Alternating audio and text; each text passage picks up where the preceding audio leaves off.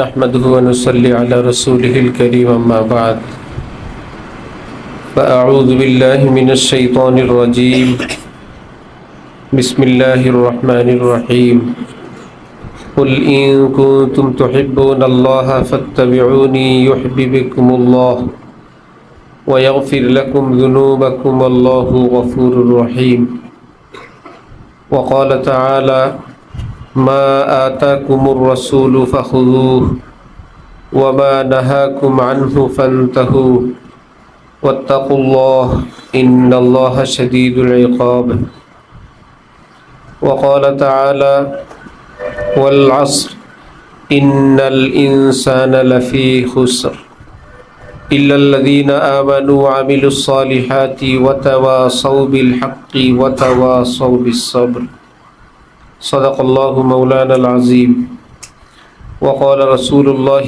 صلى الله عليه وسلم ألا كلكم راع وكلكم مسؤول عن رعيته وقال رسول الله صلى الله عليه وسلم أكمل المؤمنين إيمانا أحسنهم خلقا أو كما قال النبي عليه الصلاة والسلام আমি আল্লাহ পাক রব্বুল আলামিনের পবিত্র কালামের কয়েক জায়গা থেকে অংশবিশেষ তেলাওয়াত করলাম।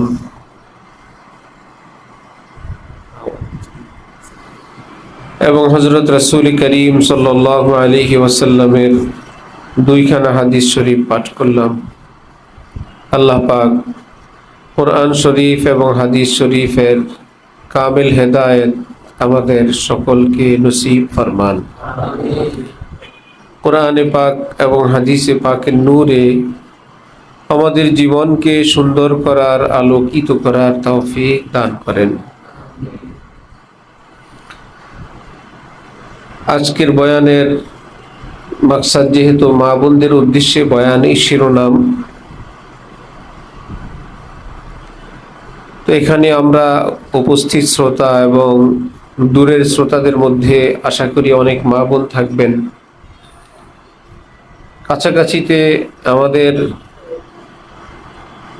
জানা মতে অনেক মা বোনেরা আছেন, পাশাপাশি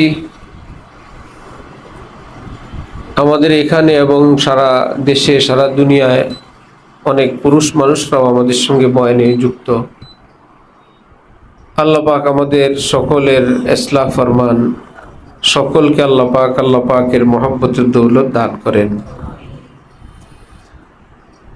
কোনো মানুষ সে কোথায় থাকে, তারপরে কি করবে, একজন সুস্থ মানুষের এগুলো নলেজে থাকে, তার জ্ঞানে থাকে। ছোট্টবেলায় আমরা দেখতাম, আমরা কোথাও মা বাবার সঙ্গে কোথাও গেলে আমাদেরকে চুপে চুপে চোখে ইশারা দিয়ে এটা বোঝানো হতো আমরা যেন কোনো দুষ্টামি না করি, আমরা এখানে মেহমান। সেখানে যাওয়ার জন্য আমাদেরকে প্রস্তুতি নিতে হয়। ঠিক কেউ মসজিদে থাকলে তাকে জানতে হয় আমি এখন মসজিদে আছি, যে নামাজে আছে তাকে জানতে হয় আমি নামাজে আছি। বিদেশে এয়ারপোর্টে যেখানেই থাকে তাকে জানতে হয় আমি বিদেশে এয়ারপোর্টে আছি। ঠিক যে চলে তাকে জানতে হয় আমি কোথায় যাচ্ছি, কেন যাচ্ছি। চলমান কোনো ব্যক্তি যদি জানে না সে কোথায় যায়, কেন যায়, এরকম মানুষকে অসুস্থ মানুষ বলে। সে চলছে কিন্তু কোথায় চলছে সে জানে না, কেন চলছে সে জানে না। हो रही है उम्र मिथले बर्फे कम चुपके चुपके रफ्ता रफ्ता दम बदम सांस है एक रह रवे मुल्के आदम दफातन एक रोज ये जाएगा थम। আমাদের জীবনের গাড়ি নারী পুরুষ সকলের সমান তালে চলছে। তাহলে আমাদের জীবনের গাড়িটা চলমান, কিন্তু কিসের দিকে চলমান, আমরা কোন দিকে ধাবিত হচ্ছি, এটা যদি আমাদের মনে প্রাণে উপস্থিত না থাকে, আমাদের জানা না থাকে, তাহলে আমরা সুস্থ মানুষের কাতারে থাকি না। এই ধোকায় পড়ার কারণ এই পৃথিবীর চলা দেখা যায়, পায়ে হাঁটলে দেখা যায়, গাড়িতে চললে দেখা যায়, কিন্তু অনেক অনেক শিপ আছে, লঞ্চ আছে, বড় জাহাজ আছে, যেই জাহাজের ভিতরে বড় খেলার মাঠ আছে, স্কুল আছে, ঘর বাড়ি আছে, ফ্যামিলি কোয়ার্টার আছে, এত বড় যে তার ভিতরে অনেক কিছু আছে। আমাদের সদরঘাট থেকে ছেড়ে যাওয়া লঞ্চ দোতলা তিনতলা পর্যন্ত, বিশাল কেবিন, ভিআইপি কেবিন। তো ভিতরে গেলে সোফা, খাবার পরিবেশন, মনে হয় না আমরা কোনো নদীতে পানির উপরে আছি। কিন্তু এটা জানা থাকতে হয়, আমি চুপে চুপে বসে আছি, কিন্তু আমি চলছি, আমি চলমান। সেই বড় শিপ যেটা, বড় জাহাজ যেটা, যেটা আরো অনেক বড়, যেখানে খেলার মাঠ, স্কুল এবং গার্ডেন আছে, সেখানে এই কথাটা মনে আসা খুব দূরবর্তী ব্যাপার। ভুলে যায় যে মনে হয় আমরা ঘর বাড়িতে আছি। ঠিক দুনিয়া নামক যে এক জাহাজে আমরা আছি, এই জাহাজটাও একটু বড় হবার কারণে আমরা প্রত্যেকেই একটা গন্তব্যের দিকে চলছি। পৃথিবীর এয়ারলাইন্স, পৃথিবীর জাহাজ, যে যেখানে নামার কথা সে সেখানে নামে, এমনকি ভুলে নাও নামতে পারে। এক জায়গার প্যাসেঞ্জার, সে সেখানে নামলো না, যা হবার পরে হবে। কিন্তু এই পৃথিবী, দুনিয়া নামক এই জাহাজ বলে কি, আমি চলবো যখন যেখানে যার নামার সময় 1 সেকেন্ড আমি আকপর করব না, আমি কিন্তু তাকে সেখান থেকে নামায় দিব। লা ইস্তাকদিমুনা সাআতান ওয়ালা ইস্তাখিরুন, আমি তাকে রাখবো না। এমন এক দুনিয়ার জাহাজে আমরা আছি, যেই জাহাজ আমাদেরকে হঠাৎ একজনকে নামায় দিবে, যে সে দুনিয়ায় না, সে আলমে বরজখের সদস্য, কবরবাসী হতে হবে। টেবিল তাকে অপারগতা জানাবে, চেয়ার বলবে আমি মৃত মানুষকে বহন করতে অপ্রস্তুত। সকল কর্মচারীরা বলবে কোনো মুর্দা লাশকে আমরা বস মানতে অপ্রস্তুত। নিজের স্ত্রী বলবে, স্বামী বলবে একে অপরকে, কোনো মুর্দা সঙ্গীর সঙ্গে আমি থাকতে অপ্রস্তুত। অস্বীকৃতি জানাবে সকলেই। সন্তানরা একদিকে চোখের পানি ছাড়বে, আরেক দিকে দাফনের ব্যবস্থা করবে, জানাজার টাইম ঠিক করবে। दबा के कब्र में सब चल दिए न दुआ न सलाम, जरा सी देर में क्या हो गया जमाने को। মুহূর্তের মধ্যেই এই পৃথিবীর এই পরিবর্তন, যে পৃথিবীর একজন সদস্য, বাকি সদস্যরা তাকে কবরস্থ করার জন্য, মাটি চাপা দেওয়ার জন্য প্রস্তুতি নিচ্ছে। এটাই পৃথিবীর শেষ কথা। তাহলে আমরা এই কথা আমরা সকলেই বারবার মনে করব, যেটা নবীজি বলছেন, আকসিরু যিকরা হাযিমিল লাজ্জাত আল মউত। এই দুনিয়ার সকল স্বাদ বিষাদ করার, সকল আনন্দ ফুর্তিকে শেষ করার বস্তু মৃত্যু, সেটাকে বেশি বেশি স্মরণ করো। আমরা দুনিয়া নামক যে জাহাজে আছি, এই জাহাজ আমাদেরকে রাখবে না, আমাদেরকে নিশ্চিতভাবে এর থেকে বের হতে বলবে যখন আল্লাহ পাকের হুকুম আসবে। আমাদের চোখের সামনে যাচ্ছে, পিছনে গেল, আজও গেল, আগামীতেও যাবে। এইরকম একটা দুনিয়ায় আমরা বসবাস করি। রাসূলুল্লাহ সাল্লাল্লাহু আলাইহি ওয়াসাল্লাম ইরশাদ করেন, হুব্বুদ দুনিয়া রাসু কুল্লি খাতিয়াহ। যত রকমের অপরাধ, অন্যায়, অনাচার, সবটার মূল বুনিয়াদ এবং ভিত্তি হলো দুনিয়ার হারাম মোহ। যেন আমি এখানেই থাকব, সঙ্গে সঙ্গে যদি এটা মনে হয়, হায় আজকে জুলুম করব, কষ্ট দিব, অন্যায় পথে চলব, আল্লাহ পাকের অসন্তুষ্টির পথে থাকব, যদি এই মুহূর্তে আমার মৃত্যু আসে, কালকে যদি আমি আর বেঁচে না থাকি, তাহলে এই স্বাদ আনন্দের কি জবাব দিব আমি? হযরত আল্লামা ইকবাল বলেন, ऐ तैरे लाहूती उस रिजिक से मौत अच्छी, जिस रिजिक से आती हो परवाज में कोताही। হে আল্লাহর দিকে উড়ন্ত পাখি, মুমিন মুমিনাত, আল্লাহর বান্দা বান্দিগণ, তোমরা তো প্রতি মুহূর্তে আল্লাহর দিকে উঠছ, কারণ একটু পরে নামাজ, একটু পরে জিকির, একটু পরে তেলাওয়াত, একটু পরে পর্দা, একটু পরে শুকুর, একটু পরে সবর।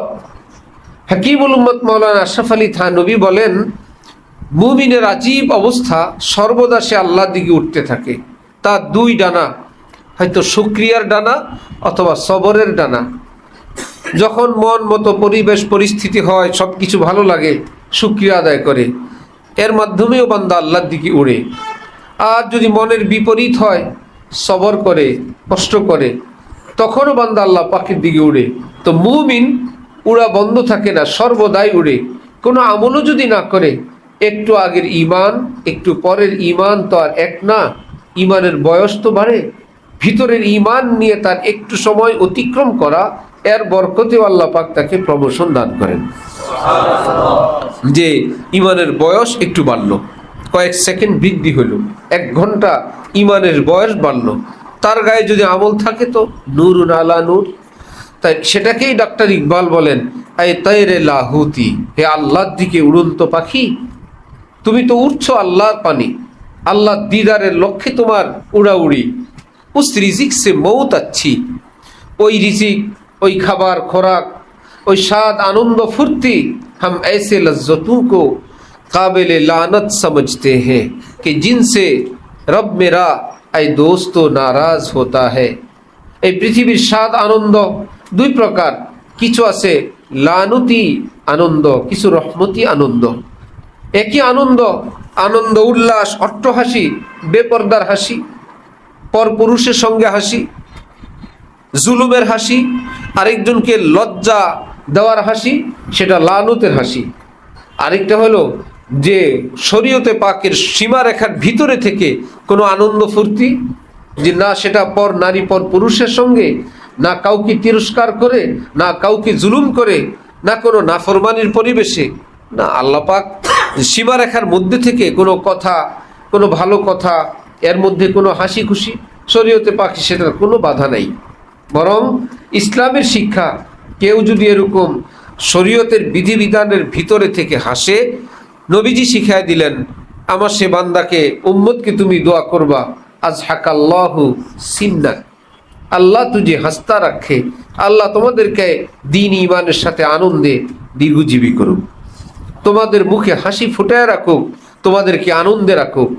এতে বোঝা যায় শরীয়তে পাক হাসি আনন্দকে ব্রেক দেন নাই, ব্রেক দিলেন নাফরমানিকে, ব্রেক দিলেন জুলুম অত্যাচারকে। আল্লাহু আকবার। তাহলে জীবনের এই জাহাজ, সেটা আমরা আল্লাহর দিকে উড়ায় নিয়ে যাব।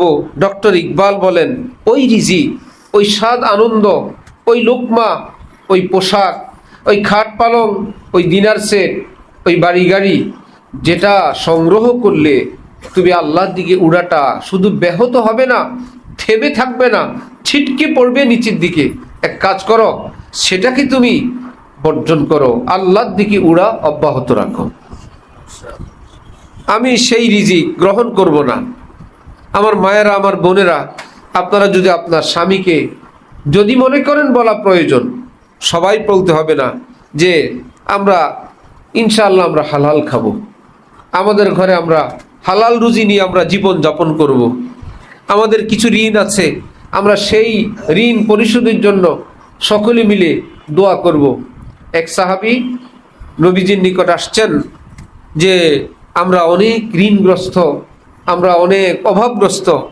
নবীজি তাকে দোয়া শিখিয়ে দিয়েছেন যে সুবহে সাদিকের পরে সূর্য উদয়ের আগে, যখন ফজরের নামাজের ওয়াক্ত হবে, তখন থেকে নিয়ে সুবহে সাদিক থেকে নিয়ে সূর্য উদয় পর্যন্ত, সূর্য ওঠার আগ পর্যন্ত, কেউ কেউ সেটাকে বলছেন ফজরের সুন্নত থেকে ফরজ নামাজের মধ্যখান, এই শব্দটা হাদিস শরীফে নাই। তাহলে নবীজির কথা যত লম্বা, সেটা সুযোগটাও আমাদের লম্বা। ফজরের ওয়াক্ত হওয়ার পর ওয়াক্ত যতক্ষণ থাকে, এর মধ্যে 100 বার সুবহানাল্লাহি ওয়া বিহামদিহি, সুবহানাল্লাহিল আযীম ওয়া বিহামদিহি, আস্তাগফিরুল্লাহ, সুবহানাল্লাহি ওয়া বিহামদিহি, সুবহানাল্লাহিল আযীম। এইটুকুন তো বুখারী শরীফের শেষ হাদিস। কালিমাতানে হাবিবাতানি ইলার রহমান ওয়ালা, এর সঙ্গে শেষে একটু যোগ হইল ওয়া বিহামদিহি আস্তাগফিরুল্লাহ। আবার বলছি সুবহানাল্লাহি ওয়া বিহামদিহি সুবহানাল্লাহিল আযীম ওয়া বিহামদিহি আস্তাগফিরুল্লাহ। 100 বার পড়ো। নবীজি তাকে বললেন ইনশাআল্লাহ আল্লাহ পাক রিজিকে বরকত দিবেন। বেশ কিছুদিন পর ওই সাহাবী এসে নবীজির দরবারে উপস্থিত হয়ে বললেন, ইয়া রাসূলুল্লাহ, আপনার দোয়া এবং আপনার নসিহতের বরকতে, ওই আমলের বরকতে আল্লাহ পাক আমাকে সীমাহীন নেয়ামত দান করছেন, অনেক নাজ নেয়ামত দান করছেন, এবং অনেক বান্দেগানরা আমাদের পরিচিত এই আমল করে আল্লাহ পাক তাদের রিজিকে বরকত দিছেন।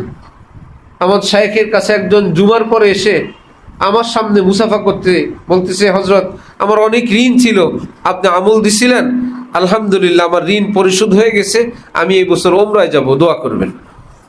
ওমরার সফরেও রওনা হয়েছে। সুবহানাল্লাহ। আল্লাহ আমাদেরকে ঋণ মুক্ত জিন্দেগি দান করেন। এর জন্য আমার মা বোনদের ভূমিকা খুবই গুরুত্বপূর্ণ, বিশেষ করে যে নিজেদের খরচের মধ্যে সেটাকে সীমিত করে ফেলা, পাশাপাশি অপচয় রোধ করা, খাদ্য নষ্ট করা থেকে অপ্রয়োজনীয় এবং অতিরিক্ত খাবার রান্না করা এবং সেটা প্রস্তুত করা থেকে নিজেরা বিরত থাকা। দুটো রকমের পুরুষ নারীর সন্ধানই আমাদের কাছে আছে। কোনো পুরুষ সেই চায় অনেক রান্না করা হোক, ঘরের মা বোনরা এতটা চান না। আবার বিপরীত হইল, ঘরের মা বোনরাই চান অনেক প্রকার আইটেম হোক, পুরুষ সেটা চান না। যেখানে যে আছেন, যে আপনাকে আল্লাহ পাক যদি ঋণ মুক্ত রাখেন, প্রথম কথা। পাশাপাশি জরুরত দুই প্রকার, জরুরতে হালিয়া, জরুরতে মাআলিয়া। আজকের প্রয়োজন, আগামী দিনের প্রয়োজন, দুটাই কিন্তু আপনার প্রয়োজন, এবং দুটোটাকেই শরীয়তে গুরুত্ব দেয় সমানভাবে, আজকের প্রয়োজনের, আগামী দিনের প্রয়োজনের। আজকে আমাদের যতটুকু রুজি আছে, বাসা ভাড়া, খাদ্য, মাস ভাড়া ইত্যাদি চলছে, জরুরত পুরো হয়ে যায়, সুতরাং আনন্দ ফুর্তি করো বাকিটা দিয়ে। কিন্তু শরীয়তের দৃষ্টিতে আরেকটা জরুরত, আরেকটা প্রয়োজন আপনার আছে, সেটার নাম হলো জরুরতে মাআলিয়া, আগামী দিনের জরুরত। আপনার স্বামীর চাকরি আজকে শেষ হলে আগামী মাসে কি খাবেন? আজকে অবসরে চলে গেলে বেসরকারি চাকরি, এক মুঠি কোনো টাকা পাবে না, তারপরে কি হবে? একজনের অসুস্থ হলে চিকিৎসার জন্য টাকা কোত্থেকে আসবে? যে কোনো চিকিৎসা, ঘর বানাবেন কি দিয়ে? বাচ্চা কাচ্চার বিয়ে শাদী, সেটা কি দিয়ে? সেটাকেও শরীয়তে জরুরতের অন্তর্ভুক্ত করে, সেটার নাম হলো জরুরতে মাআলিয়া, অর্থাৎ আগামী দিনের জরুরত। আজকের জরুরত, আগামী দিনের জরুরত, এটা তো স্বামী স্ত্রী দুইজন মিলে এই ভবিষ্যৎ পরিকল্পনাটা ঠিক করতে হবে। পাশাপাশি হারাম কিছু দিয়ে নয়, হালাল দিয়ে। তাহলে হালাল দিয়ে কিভাবে? আল্লামা ইকবাল বলেন, মানুষ কেবল বলতে থাকে জীবন চালানো কঠিন, জীবন বাঁচানো কঠিন। আল্লামা ইকবাল বলেন অসম্ভব, মিথ্যা কথা। জীবন বাঁচানো কঠিন না, ভোগ বিলাসিতা কঠিন। কি কঠিন? জীবন বাঁচানো কঠিন না বিলাসিতা কঠিন? বিলাসিতা। বিলাসিতা করতে না পারার কারণে এখন বলে জীবন চলা বহুত কষ্ট। না তো, জীবন চলা কষ্ট না। এক মুঠ ভাত, একটু তরকারি হইলেই তো হয়ে যায়। তুমি কেন দামি তরকারি লাগবে? কোনো রকম একটা প্লেট হইলেই তো হয়ে যায়, কেন উন্নত বিদেশি সিরামিক লাগবে? কোনো রকম একটা চৌকি খাট হইলেই তো হয়ে যায়, কেন সেটা একদম বার্মাটিকের খাট লাগবে, মালয়েশিয়ান ইন্দোনেশিয়ান কাঠ লাগবে? কোনো রকম ঘর হইলেই হয়, কেন সেটা সাধ্য যার নাই এত দামি টাইলস লাগবে, মার্বেল টাইলস লাগবে? কোনো রকম একটা চুলা যেটাতে আগুন জ্বলবে, সেটা মাশাআল্লাহ এখন 800 টাকায়, 1000 টাকা একটা চুলা পাওয়া যায়, ডাবল চুলা, সুন্দর চকচকা। না, সে চুলা লাগবে 50,000, 1 লাখ, 2 লাখ। আরেক ভদ্রলোকের বাসায় খবর পাইলাম চুলা কিনছে আরো অনেক দামি। বললাম না, নাহলে সব মা বোনরা স্বামীর কাছে বলবে আমি তো কমই চাইছি। এত বড় অঙ্ক, সবাই বলার একটা সুযোগ হয়ে যাবে যে এত দামি চুলা আছে, আমাদেরটা তো কমই। কত দামি আছে, অনেক দামি আছে, ইত্যাদি ইত্যাদি। একটা সিঁড়ির রেলিং, সেটার কয় টাকাই লাগবে? কে দেখবে দাঁড়ায় দেয় সিঁড়ির রেলিং? এজন্য আমরা কাকে দামি বানাই, এই বিষয়টা আমাদের নারী পুরুষ আমাদের সকলের জানা দরকার। আমরা দামি বানাই পোশাককে, দামি বানাই জুতা স্যান্ডেলকে, দামি বানাই ঘরের খাট পালংকে, দামি বানাই বাড়িকে, দামি বানাই গাড়িকে। এটাকে দামি বানাইতে গিয়ে আমরা নিজেরা একদম মূল্যহীন হয়ে যাই, দাগি হয়ে যাই, আসামি হয়ে যাই, পাপিষ্ট হয়ে যাই, বেনামাজি হয়ে যায়, লুবি হয়ে যায়। তাকে দামি বানাইতে গিয়ে এই সমস্ত আসবাব উপকরণ। কবরে যাওয়ার পর প্রশ্ন হবে, বাড়িটা কেমন ছিল, পোশাক কেমন ছিল, প্রশ্ন হবে। কয় তরকারি দিয়ে রান্না হইতো, খাটটা বার্মাটিক ছিল না মালয়েশিয়ান ইন্দোনেশিয়ান ছিল। ঠিক কবর তো বহুত দূর, এই পৃথিবীতেই দেখেন যার বাড়ি গাড়ি পোশাক খাওয়া দাওয়া সব কিছুই দামি, কিন্তু লোকটা অসভ্য, দুনিয়াতেও তার দাম নাই। লোকটা অশিক্ষিত, তারও দাম নাই। বেয়াদব, তারও দাম নাই। যার এত জামা কাপড় নাই, এত বাড়ি গাড়ি নাই, কিন্তু লোকটা একজন দিনদার, সভ্য, ভদ্র, মিষ্টিভাষী, সামাজিক, পরোপকারী, এই লোকের আর কোনো দামের অভাব নাই দুনিয়াতেই, আর পরকালে তো অভাবই নাই। সুবহানাল্লাহ। এখানে দুইটা বিবেচনা, সেটা হলো কিছু হলো আমার, কিছু হলো আল্লাহর। এই দুইটাকে প্রস্তুত করার জিম্মাদারি আমি একা। আল্লাহর জন্য কিছু আর আমার জন্য কিছু, এই দুটোটা জোগাড় করার জিম্মাদার আমরা পুরুষ নারীগণ। আমার জন্য কিছু লাগবে, আল্লাহর জন্য কিছু লাগবে। আমার জন্য পোশাক, আমার জন্য খাওয়া, আমার জন্য বাড়ি, আমার জন্য ডিনার সেট, আমার জন্য কি জানি বলে বাসার পর্দা, এটা একটা ঝুলাইলে হয়েছে, অসুন্দর না হয়, আলো না আসে। হ্যাঁ, কারো রোগ, এটা 1 বছর পর পাল্টায় ফেলতে হবে। কারো ঘরের পুরুষের মাথা গরম, কারো ঘরের নারীর মাথা গরম। আরেক বান্দাকে পাওয়া গেছে বিশাল বড় বাড়ি, প্রত্যেক ফ্লোরে ভিন্ন ভিন্ন ডিজাইনের ফার্নিচার, কিছুদিন পর পর ফ্লোর পাল্টায় পাল্টায় থাকে। নিজের বাসায়, নিজের বিল্ডিং, কিছুদিন এই তলায় থাকে, কিছুদিন ওই তলায় থাকে, মনে করে এভাবে মনে হয় শান্তি লাগবে, ভালো লাগবে, কিন্তু জানে না এই তলায় থাকে কি আল্লাহর জন্য না নিজের জন্য। নিজের জন্য। নতুন ফার্নিচারগুলো আল্লাহর জন্য না নিজের জন্য। তো ভালো লাগার জন্য সব নিজের জন্য, আর ভালো লাগে না কেন? আল্লাহ পাকের অসন্তুষ্টি। মান আরাযা আন যিকরি ফাইন্না লাহু মাঈশাতান যানকা। রব্বুল আলামিন কোরআনে পাকে বলেন, আমার দিন থেকে যে মুখ ফিরা নিবে তার জীবনকে আমি তিক্ত বানায় দিব। সে যত বড় প্রাসাদে থাকুক, যত এসি থাকুক, যত সুখের ঠিকানা গার্ডেনে থাকুক, অশান্তি সেখানে গিয়ে তাকে গ্রাস করবে, সে সুখে থাকতে পারবে না। কারণ আল্লাহ পাক আমাদেরকে সৃষ্টি করছেন তার জন্য, এই পৃথিবী সৃষ্টি করছেন আমাদের জন্য। পৃথিবী আমাদের, আমরা কি পৃথিবীর না আল্লাহর? এই উভয়টাকে প্রস্তুত করার দায়িত্ব আবার বান্দাকে দিয়েছেন। তুমি দুনিয়া তোমার পিছনে আসবে, তুমি আমার পিছনে থাকবা। চেইন অফ কমান্ড যেটাকে বলে। পৃথিবী তোমার, তুমি আমার। যেটা সহজ ভাষায় আমরা বলি, বিয়ের সময় শাড়ি নারীর, অলংকার নারীর, কসমেটিক্স নারীর, আলতা লিপস্টিক সব কিছু নারীর, ইত্যাদি ইত্যাদি, নূপুর নারীর, আংটি নারীর। কিন্তু সে নারীকে যদি জিজ্ঞেস করা হয় তুমি কার, আমি স্বামীর। কিন্তু সে যদি উল্টে বলে আমি কসমেটিক্সের, আমি গহনার, হবে আমি আলতা লিপস্টিকের, আমি মেকআপ বক্সের, তাহলে তো হলো না। আর এগুলো তোমার পিছনে আসবেই। তুমি তোমার স্বামীকে খুশ রাখো, এটা তোমার জন্য, কিন্তু তুমি তোমার স্বামীর জন্য। ঠিক জগৎ স্বামী মহান আল্লাহ, আল্লাহ পাকের জন্য আমাদের জন্য এমন হওয়া চাই। এই পৃথিবী আমার, যে আমি কার, আমি আল্লাহ। তাহলে আমার জন্য যেই জিনিসগুলো, আমি সেটাকে ভালো করে দেখি, তালাশ করি, খুঁজি, উন্নত খুঁজি, কোনো আপত্তি নাই। কিন্তু আমি আমাকে যে আল্লাহর জন্য উৎসর্গ করব, আমার উজুটা সুন্দর হোক। কারণ উজুটা কি আমার জন্য না আল্লাহর জন্য? নামাজটা আমার জন্য না আল্লাহর জন্য? আল্লাহর জন্য। সেজদাটা আমার জন্য না আল্লাহর জন্য? মুনাজাত আমার জন্য না আল্লাহর জন্য? তেলাওয়াত আমার জন্য না আল্লাহর জন্য? তাহলে একই আমার মধ্যে কর্তব্য দুইটা, কিছু আমার জন্য, কিছু আল্লাহর জন্য। তো যেটা আমি আমার জন্য বিবেক দিয়ে বুদ্ধি দিয়ে আমি তো সেটাকে সুন্দর স্পেশাল সংগ্রহ করি, ভোগ করি, কিন্তু যেটা আল্লাহর জন্য মনে হয় সেটা আনুষঙ্গিক, প্রাসঙ্গিক, যদি সুযোগ পাই, যদি সুযোগ হয়। আমাদের শিশু শ্রেণীর বাচ্চারা ভর্তি হইতে আসলে একদমই ছোট্ট বাবু বাবার হাত ছাড়ে না, যে এখনও ভর্তি হইতে আসছে, এখনও শক্ত করে বাবার হাত ধরে রাখছে। আমি জিজ্ঞেস করি, আমাদের এখানে ভর্তি হওয়ার জন্য তো কিছু নিয়ম টিয়ম আছে। তো সে আবার বড় চোখে তাকায়। 1 নম্বর নিয়ম, একটু খেলাধুলা করতে হবে, পারা যাবে?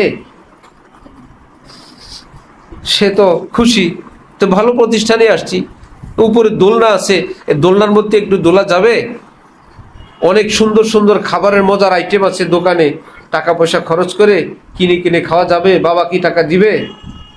বাবার চোখের দিক তাকায়, টাকা দিবে কিনা? তো ভালো তো। তারপরে বললাম, এ সব কিছু করার পর সাথী সঙ্গীদের সঙ্গে ভদ্র আচরণ এবং হাসি খুশি ফুর্তি করার পর, খাওয়া দাওয়া খেলাধুলার পর যদি সুযোগ পাও একটু পড়লা, না হইলে নাই। সে ভাবে খুব ভালো তো, সুন্দর, আমার কোনো পড়ালেখার কোনো আইন নেই, সুযোগ পাইলে পড়বো, না হলে তো নাই। তা আমরা এমন হয়ে গেছি পৃথিবীতে, যে দুনিয়ার আমার জন্য যা কিছু সবটা শতভাগ করার পর রাতে এসে ক্লান্ত, আজকে আর এশার নামাজ পড়তে ভালো লাগে না, আজকে শুয়ে যাই, অনেক লম্বা সময় হয়ে গেল, রাত্রে একটু দেরিতে ঘুমানো হয়েছে, সকালে উঠতে কষ্ট হবে। ঘুমটা কি আমার জন্য, আমার স্বাস্থ্যের জন্য, আমার ঘুম ঠিক থাকলো, কিন্তু রব্বুল আলামিন ডাক দিছিলেন, আসসালাতু খায়রুম মিনান নাওম, তোমার এই নামাজ দুনিয়া আখিরাতের সবকিছুর থেকে উত্তম, হাজার ঘুমের চেয়ে। তুমি যেটা স্বাস্থ্যের জন্য উপকারী মনে করো, সেই উপকারী ঘুমের চেয়ে নামাজ আরো উপকারী। আসসালাতু খায়রুম মিনান নাওম, নামাজ বাদ দিয়ে ঘুমাক, সেই ঘুম থেকে উঠে দেখেন মন কত নিকৃষ্ট হয়ে, কত গান্দা, কত অন্ধকার হয়ে আছে, অথচ মনকে ভালো, স্বাস্থ্যকে ভালো করার জন্য নামাজ বাদ দিয়ে ঘুমানো হয়েছিল। একই সঙ্গী অথবা একই ব্যক্তি আরেক দিন ভাবলো, না ঘুম তো যাবই, নামাজটা পড়ে নিই। ঘুমটা তো নিষ্ঠুর, এটার এমন কোনো ব্যবস্থা নাই যে আজকে একটু বেশি করে ঘুমাইলে সামনের 3 দিন ঘুমানো লাগবে না, এমনটা কি হয়? রুটিন মাফিক আবার আসবে, আবার আসবে, আজকেও কালকেও পরশু। সুতরাং ঘুমটাকে জীবনের লক্ষ্য উদ্দেশ্য না বানাই, কখন একটু ঘুমাবো, কখন একটু শুবো। অনেকে এখন আর এটাতে নাই, বেশি বেশি জীবনের লক্ষ্য উদ্দেশ্য বানাইছে নিজের মোবাইলকে, যে এত লম্বা মোবাইল দেখতে দেখতে শেষে আর নামাজ পড়তে সুযোগ হয়নি, আর ক্লান্ত হয়ে গেছে। তো আমি আমার স্বার্থে আমার জন্য যা ইচ্ছা মতো করলাম, রব্বুল আলামিন মুয়াজ্জিনকে দিয়ে সংবাদ দিলেন, আসসালাতু খায়রুম মিনান নাওম, তোমার দুনিয়ার জন্য, আখিরাতের জন্য, চরিত্রের জন্য, দেহের জন্য, রুজির জন্য, আল্লাহর সঙ্গে সুসম্পর্কের জন্য, খায়রুন আই খায়রুন আজিমুন, সুবিশাল কল্যাণই কল্যাণ এই ঘুমের চেয়ে এই নামাজ। তাহলে আমারটা হলো, নামাজটা হলো, নামাজ হলো তা কোনো রকম একটু ফরজ, সুন্নত হলো না। বুজুর্গানি দিন বলেন যে সুন্নত ছেড়ে দেয়, ফরজটুকুন আদায় করে, আর অল্প একটু বাকি আছে ফরজ ছাড়তে তার, সে তো বর্ডারে চলে আসছে। সুন্নত ছেড়ে এখন একদম ফরজ বর্জনের বর্ডারে আছে, বরং সুন্নতের কভার দিয়ে ফরজকে হেফাজত করছেন। বাবারে, সুন্নতি ছাড়ে না, ফরজ আর ছাড়তে পারে? সুবহানাল্লাহ। আর যেই ব্যক্তি নফলই ছাড়ে না, সে কি আর সুন্নত ছাড়তে পারে? এই জন্য কিছু কিছু নফলের অভ্যাস রাখা চাই, এর বরকতে সুন্নত ছুটবে না, এর বরকতে ফরজ তো মোটেও ছুটবে না। অনেক দূর থেকে আল্লাহ আমাদের দ্বীন ঈমান হেফাজতের ব্যবস্থা করছেন। আল্লাহ ছোট্ট ছেলের সঙ্গেই দেখা দেয় না, যেই মা যেই মেয়ে, সে কি যুবক ছেলের সঙ্গে দেখা দিবে? এই জন্য বলছেন যে 9 বছরের পরের থেকে আর ছেলেদের সঙ্গে দেখা নেই, ছেলেদের 10 বছর হয়ে গেলে মেয়েদের সঙ্গে আর দেখা দেখি নাই। এই যে হিজাব তাদের মধ্যে আগে থেকেই করা দরকার। তো যেই মেয়েটা একটা 10-11 বছরের ছেলের সঙ্গে দেখা দেয় না, সে তো বড়দের সঙ্গেও দেখা দিবা না। যেই মেয়ে 10-11-র সঙ্গে দেখা দেয় সে 12-র সঙ্গেও দিবে। যে 12-তে দেয় সে 13-ওয়ালার সঙ্গেও দিবে। 13-ওয়ালার সঙ্গে দেয় সে 14-ওয়ালার সঙ্গে পালায়ও যেতে পারে। শেষে বলবেন ঘটনা কি? ঘটনা আমাদের হযরত আলী একদিন জুমার পরে বললেন, মাওলানা রফিক ঘটনা কি? মাওলানা রফিক বলল, ঘটনা সেটাই। জোরে সবাই হেসে দিয়েছে। ব্যাপার কি? বললো ব্যাপার সেটাই, ব্যাপার একটাই। তাহলে থামাবো কোথায়? নিজেরা থামবো কোথায়? হাকিমুল উম্মত মাওলানা আশরাফ আলী থানভীর বাসায় হযরতের ভাগিনা হযরত জাফর আহমদ উসমানী খাবার খেতেন ছোটবেলায়। 10 যখন হয়ে গেল বয়স, হযরত জাফর আহমদ উসমানীকে হযরত থানভী বললেন, মামা আচ্ছা মামানি সি ভি পর্দা হ্যায়? মামানির সঙ্গে পর্দা আছে? এই শুধু এইটুকুন বলছেন, বাস। ভিতরে ওই দিন থেকে জীবনে আর কোনোদিন ভিতরে যান নাই, ফিনিশ। ওই ভাগিনা মামানির সঙ্গে আর দেখা দেন নেই। তাহলে একটা জায়গা তো আমাদের ব্রেকে থাকা দরকার। বিশেষ করে আমাদের মা বোনরা এই বিষয়টা ছাড় দিতে অভ্যস্ত। দিনদাররাও মনে করে একটু ছোট ছেলে, একটু ছোট মেয়ে, আচ্ছা থাকুক, আচ্ছা থাকুক, জানে না কোন দিন ব্রেক দিবে। এই জন্য মেয়েদের জন্য 9 বছর একটা বর্ডার। আল্লাহ পাক যাদেরকে তৌফিক দেন, সেই মেয়ে বাবুরা তো 8 বছর থেকেই পর্দা করে। ক্ষতি কি তার? পর্দা করলে তো কোনো লোকসান নাই। ছেলেরা 10 বছর থেকেই পর্দা করে। এই পর্দা কেউ করাবে না, নিজেরা করতে হবে। সে ট্রেনিং তাদেরকে ঘরোয়াভাবে দিতে হবে। এটা কাউকে দেখানোর জন্য না, তার জীবন সুন্দর করার জন্য, আল্লাহ পাকের খুশিওয়ালা জিন্দেগি হাসিল করার জন্য, সচ্চরিত্রবান বানানোর জন্য, অনেক প্রকার অনাচার থেকে হেফাজত করার জন্য। আল্লাহ আমাদেরকে এই দায়িত্বগুলো যথাযথভাবে আদায়ের তৌফিক দান করেন। আল্লাহু আকবার। বলছিলাম রুটি রুজির কথা। এক হাদিসে উসওয়ায়ে রাসূল আকরাম সাল্লাল্লাহু আলাইহি ওয়াসাল্লাম কিতাবে ডাক্তার আব্দুল হাইসাম রহমতুল্লাহি আলাইহি লিখছেন যে তোমাদের ব্যয়ের মধ্যে তোমাদের আয় নিহিত আছে। তোমাদের খরচের মধ্যে তোমাদের আয়ের একটা অংশ নিহিত আছে। আমাদের দেশ গরিব মানুষের দেশ, মধ্যবিত্তদের দেশ। আমরা যারা শ্রোতারা আছি অধিকাংশই এমন। আল্লাহ পাক যাদেরকে উচ্চবিত্ত আল্লাহ পাক অনেক দিছেন, শুকরিয়ার ব্যাপার, কিসমতের ব্যাপার, কিন্তু এইরকম সংখ্যা তো কম। তাহলে যদি একটু হিসাব করে খরচ করা হয়, আল্লামা ইকবালের সে কথা, জীবন পরিচালনায় কষ্ট না, কষ্ট হইল বিলাসিতায়। জামা 2টা হইলে হয়ে যায়, হয়ে গেল 4টা হয়ে গেল। হাকিমুল উম্মত থানভী নব্বরাল্লাহু মারকাদাহু মা বোনদের উদ্দেশ্যে এক জায়গায় বলছেন, হযরতের নিকট চিঠি লিখছে, শুধু নতুন নতুন জামা বানাইতে ইচ্ছে করে, এই ক্ষেত্রে কি করণীয়? আজীব। তো হযরত থানভী পরামর্শ দিছেন যে নতুন নতুন জামা বানাইতে ইচ্ছে করে, তো ইচ্ছাটাকে একটু বিলম্বিত করলে হয়, যখন জামা বানানোর সময় আসবে তখন একটা নতুন কিনে নিল। আর যদি এরকম মনে হয় নতুন যে ডিজাইনটা নামছে এখন, এই ডিজাইনটা তো পরে নাও থাকতে পারে, এখন কি করা? হযরত বললেন, তাহলে ওই কাপড়টা বা ওই জামাটা কিনে রাখো, সামনে যখন ঈদ আসবে বা জামা কেনার সময় আসবে বানানোর, এই টাইমে ওটাকে বানানো হইলো, অথবা ওই টাইম থেকে গায়ে দেওয়া শুরু হইলো, কেনাও হয়ে গেল, অপচয় থেকেও বাঁচা হইলো। আবার হযরত বলছেন পুরুষদেরকে যে মা বোনরা এইরকম অতিরিক্ত জামা কাপড় আরেক কাজ করা যায়, নিজের টাকা দিয়ে কিনবে, স্বামীর টাকা দিয়ে না, তাহলে দেখবে এর অধিকাংশই কন্ট্রোল হয়ে গেছে। যে কত নতুন জামা গায়ে দিতে মন চায়, এরকম পাগলও আছে, নিজের টাকা দিয়েই কিনবে। ভাই যদি আল্লাহ পাক কাউকে তৌফিক দেন, তার কথা ভিন্ন, স্তূপ না করে এরকম গরিব মিসকিনকে দিয়ে দিলে হয়। 2, 4, 5, 10টা রেখে পরিমাণ মতো যার যে কটা প্রয়োজন আল্লাহ পাক তৌফিক দিলে গায়ে দিলেন, কোনো মানুষকে দিয়ে দিলেন, হয়ে গেল। এটা ঘরে রেখে পুরান বানায় ইঁদুর এবং কি বলে তেলাপোকাকে খাওয়ানোর তো প্রয়োজন নাই। পুরান বানায় দিলেন, পরে আর ছিল, গরিব মানুষকে দিয়ে দিলেন। তো নিজেদের খরচের মধ্যে আয়ের একটা অংশ, বিশাল অংশ, অপ্রয়োজনীয় পোশাক, অপ্রয়োজনীয় সামান, অপ্রয়োজনীয় নিজেদের খাবারের প্রস্তুতি, তরিতরকারি এবং অতিরিক্ত পরিমাণ,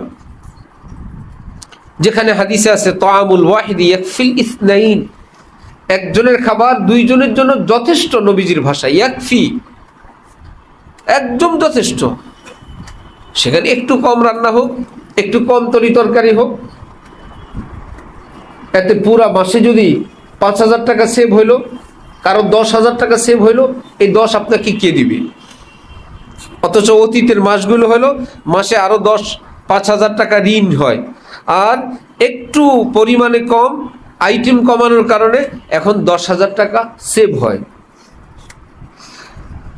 আরেক পার্টি, যেহেতু পারিবারিক কথা এগুলো, আরেক মানুষের আছে, মানুষ থেকে শুধু দোকান থেকে, মার্কেট থেকে বাকি সদাই করে।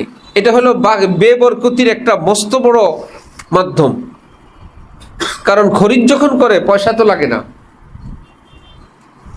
মুদি দোকান থেকে সদায়, ফিক্সড দোকান থেকে সদায় নিতেই থাকে, টাকা প্রায় হাতে কোনো। মাসের শেষ যখন বেতন ভাতা পায় তখন ঋণ সব পরিশোধ করে দিয়ে আবার 1 তারিখ 2 তারিখ থেকে বাকি খাওয়া শুরু। আবার 30 তারিখে যখন স্যালারি পাবে তখন আবার একদিনেই সব টাকা পরিশোধ। এই মানুষেরা অল্প অল্প অল্প করে যদি কিছুটা সঞ্চয় করেন এই নিয়তি, আমরা আর বাকি খাবো না, হাতে টাকা রেখে নগদ খাবো। বাকি খাওয়ার জন্য আপনি সদায় যাচাই বাছাই করতে পারবেন না, নির্দিষ্ট দোকান থেকে নিতে হয়। দাম দস্তুর যথাযথভাবে করা যায় না, সে যেই দাম লিখবে সেই দামেই তাকে পরিশোধ করতে হয়।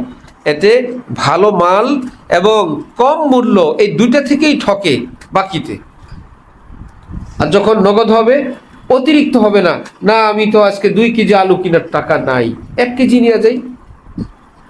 আর বাকিতে হইলো দোকানদার জিজ্ঞেস করবো কত, 1 কেজি না 2 কেজি, না একত্রে 5 কেজি দিয়ে দিব, আলুটা ভালো, আচ্ছা 5 কেজি দিয়ে দেন। মনে হয় তো পয়সা তো লাগবে না, কিন্তু যে সেটা যদি নগদ হয়, না ভাই 1 কেজি, ভাই আধা কেজি। জাপানিরা গরুর গোশত কিনে 100 গ্রাম, 200 গ্রাম, সবাই কেবল জাপান জাপান বলে। স্লাইসের মতো খুব চিকন করে ভেজিটেবলের সঙ্গে দেয়, ফিনিশ। আমরা যেরকম একদম রান্না পাতিল ভরা পুরাটাই গোশত, এরকম সব দেশের সব মানুষরা খায় না। আল্লাহ পাক তৌফিক দিলে খাবেন। তো জীবন সুন্দর করার জন্য ঘরোয়াভাবে করা চাই। আল্লাহ আমাদেরকে তৌফিক দান করেন। এর জন্য সবচেয়ে বড় হাতিয়ার এবং সবচেয়ে বড় ব্যক্তি হলেন আমার মা বোনরা। আল্লাহ আমাদেরকে তৌফিক দেন। পাশাপাশি আমাদের যে শিশু সন্তানরা আমাদের ঘরে বাস করে, তারা হলো আমাদের থেকে একটা জীবন শিখে, যেটার বেশি অংশ শিখে দেখে দেখে। আলা কুল্লুকুম রাইন ওয়া কুল্লুকুম মাসউলুন আন রাইয়াতি। এই হাদিসের লম্বা। স্বামীকে জিজ্ঞেস করবে তোমার স্ত্রী সন্তানের ব্যাপারে, স্ত্রীকে জিজ্ঞেস করা হবে তার স্বামীর ধন দৌলত, মালের পাহারাদারি ইত্যাদি এবং তার সতীত্বের ব্যাপারে তাকে জিজ্ঞেস করা হবে। সকলেই জিজ্ঞাসিত হবে, প্রত্যেকের নিজের বলয়ে, প্রত্যেকের নিজের দায়িত্ব হিসাবে জিজ্ঞাসিত হবে। রাষ্ট্রপতিকে জিজ্ঞেস করা হবে রাষ্ট্রের নাগরিকদের ব্যাপারে, ন্যায় ইনসাফের ব্যাপারে, দ্বীন ইমানের ব্যাপারে। কাজীকে ব্যাপার জিজ্ঞেস করা হবে তার বিচার এবং ফয়সালার ব্যাপারে। তাহলে যেই মা বোনরা, স্বামীরা ঘরের মধ্যে থাকেন, সন্তানকে মানুষ করার জন্য তাদেরকে কোন জীবনটা দেখানো হয়, সেটা হলো তাদের সবচেয়ে বড় সবক। জিকিরওয়ালা, দোয়া মুনাজাতওয়ালা। আমাদের হযরতওয়ালা দামাত বারাকাতুহুম শুনাইছেন যে হযরতের এক মুরিদ, সে রাতের বেলা দোয়া মুনাজাত করে কান্নাকাটি করতেছে। তো ছোট্ট মেয়ে 3 বছরের, বাবা আল্লাহ পাকের নিকট ক্ষমা চায়, ইঞ্জিনিয়ার আরিফ। তো ছোট্ট মেয়ে রাইয়ানা, সে বাবাকে বলতেছে বাবা তুমি কি গুনাহ করছো, আল্লাহ মাফ করে দেন, জীবনের গুনাহ মাফ করে দেন। এই আবার বাবাকে দেখছে আরেক দিন এরকম বাবা আল্লাহ পাকের নিকট গুনাহ মাফ চায়, শেষে এসে বলতেছে গুনাহ করবা না, ভালো কাজ করবা। হ্যাঁ, গুনাহ করবা না, ভালো কাজ করবা। ওই বাবুর জন্য হযরত আলী শুনাইছেন রমজানে, এই রমজানে ইফতারের আগে মুনাজাত দিয়ে আল্লাহ পাকের কাছে নিজেই বলতেছে আল্লাহ আমার রাগ কমায় দেন, আমার রাগ গোসাটা একটু কমায় দেন। তো সেই মেয়েটা দেখছে কি আল্লাহর কাছে চাইতে হয়, তবেই তো সে আল্লাহর কাছে চাইলো। সেই যে দোয়া মুনাজাত এটা ঘরের মধ্যে থাকা চাই, লম্বা সেজদা এটা থাকা চাই, শালীনতা এটা থাকা চাই। অনেকেই ঘরের মধ্যে অসাবধান চলেন, আমাদের কাছে সংবাদ আসতেই থাকে, ঘর মানি মনে করে এখানে অসাবধান চলার। ভাই ঘর মানি তো অসাবধান নয়, এখানেও শালীন চলার চাই, এখানে ঘুমটা দিয়ে থাকা চাই, শালীনভাবে থাকা চাই, সসম্মানে থাকা চাই। এই ব্যাপারেও দায়িত্বহীন জ্ঞানহীন এর পরিচয় না দেওয়া চাই, অত্যন্ত সম্মানজনকভাবে ঘরের মধ্যেও থাকা চাই। অনেক ছেলেপেলেরা ঘরের মধ্যে একদমই অসুন্দরভাবে থাকে, হাফ প্যান্ট পরে, শর্ট প্যান্ট পরে, মা বোনদের সামনে তারা নিজেরা নিজেদের কাপড় চোপড় চেঞ্জ করতে থাকে। এতটা অসাবধান হওয়া ঠিক না ভাই। এর জন্য আড়াল আবডাল আছে, আলাদা রুম আছে, সেখানে এগুলো করা চাই। এই অসতর্কতার শেষ কিন্তু বহুত খারাপ, বহুত নিকৃষ্ট। যেখানে ইসলাম আমাদের শিক্ষা দেয়, যেখানে যেটা মায়ের রুম, যেটা আপন মায়ের রুম, সেই রুমে পর্যন্ত সন্তান বিনা আওয়াজে বিনা পারমিশনে প্রবেশ করবে না, সালাম দিবে, মা আসতে পারি। সেখানে মা ছেলের রুমে, যেখানে ছেলে ছেলের বউ আছে, সেখানে বিনা পারমিশনে কিভাবে প্রবেশ করবেন? পুরা সম্পূর্ণ নাজায়েজ, গুনাহে কবিরা, হারাম। সেটা তার মায়ের রুম না, সে সম্পূর্ণ ওই ছেলের মালিক। ওই রুম এটা মা তার মালিকানা করলে ছেলে গুনাহগার হবে। এটা তো তার স্ত্রীর জন্য বরাদ্দ করা রুম, বিনা পারমিশনে ওই রুমে প্রবেশ করতে পারবে না। নিজের মেয়ে যেই রুমে থাকে প্রবেশ করতে পারবে না বাবা মা, বিনা পারমিশনে। কোনো কালচার নাই, যার যেখানে মন চায় পুরা বাসাই নিজের, পুরা ঘর বাড়ি নিজের, একটু সালাম দিবে, আওয়াজ দিবে, প্রস্তুতি নিয়ে প্রবেশ করবে, কিছুই নাই। এই অসাবধান চলতে চলতে চলতে চলতে শরম হায়া ক্ষত বিক্ষত হয়, ধীরে ধীরে ধীরে ধীরে লোপ পায়। আর নবীজি বলেন আল হায়াউ খাইরুন কুল্লু, শরম হায়া পুরাটাই কল্যাণ, পুরাটাই বড় দামি জিনিস। ইদা ফাতাকাল হায়া ফাফআল মা শিতা, যার লজ্জা শরম শেষ হয়ে যায়, সে সব ধরনের অনাচার করতে সে পারে, সে সব করতে পারবে, শুধু একটা কারণে তার শরম শেষ হয়ে গেছে।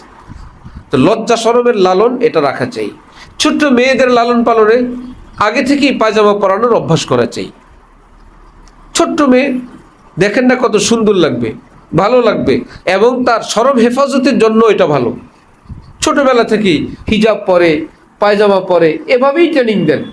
অনেকেই মনে করে পরবে তো, বড় হলে তো পর্দা করবে, বড় হলে হিজাব পরবে, এখন একটু এভাবে থাকুন, এখন আর সেভাবে থাকার সময় না, এখন থেকেই তাকে সুন্দর পায়জামা, হিজাব ইত্যাদি ইত্যাদি এই ধরনের অভ্যস্ত করা চাই।